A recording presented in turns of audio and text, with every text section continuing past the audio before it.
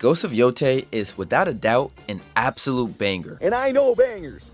I know bangers. Yotei, being the sequel to Ghost of Tsushima, comes with insane amounts of pressure. And to be honest, I think it's lived up to that. As someone who pre-ordered Ghost of Tsushima, played it on its midnight release, and 100% of the game, you could say I was excited for the sequel of one of my most beloved games to release. Well, not as excited as the guy who literally flew to Hokkaido, Japan to climb Mount Yotei himself, but you get what I mean. There wasn't much I thought Sucker Punch could improve upon with their next swing at a game. Unless they made an Infamous remaster.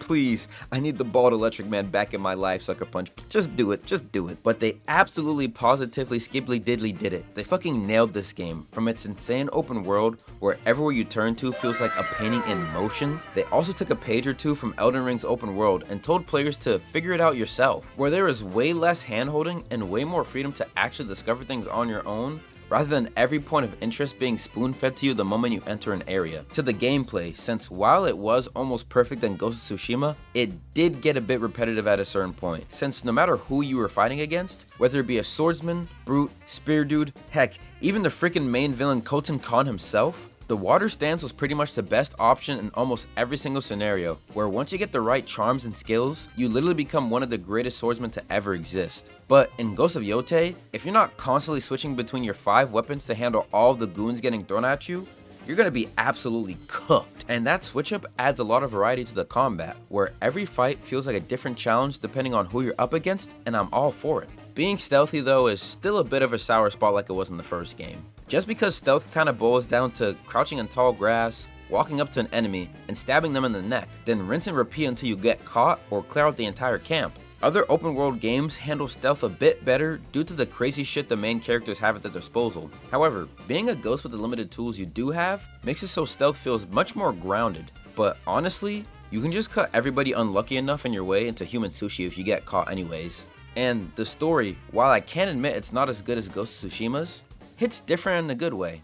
Ghost of Tsushima was about a samurai fighting to save his island and people from invaders while wrestling with whether or not remaining honorable is worth losing everything he's ever loved. Ghost of Yotei, on the other hand, it's about a certified crash out with a revenge fetish hunting down 6 dudes wreaking havoc across her homeland for her own selfish reasons. And I fucking love it.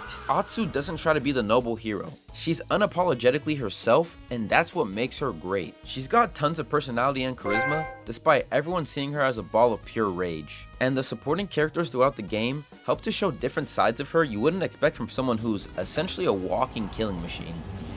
Still scaring the Yotei 6 before bedtime, my only old friend?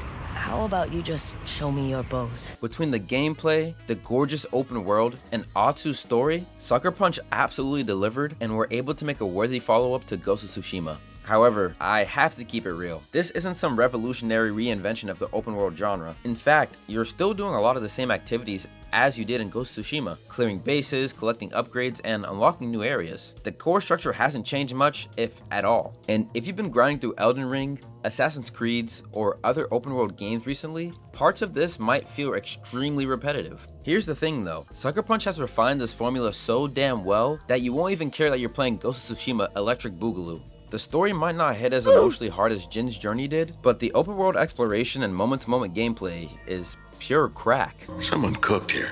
I promise you, this will easily be one of the best games you play this year. I stand behind it, I guarantee it. And that's why I think that Ghost of Yotei is absolute cinema.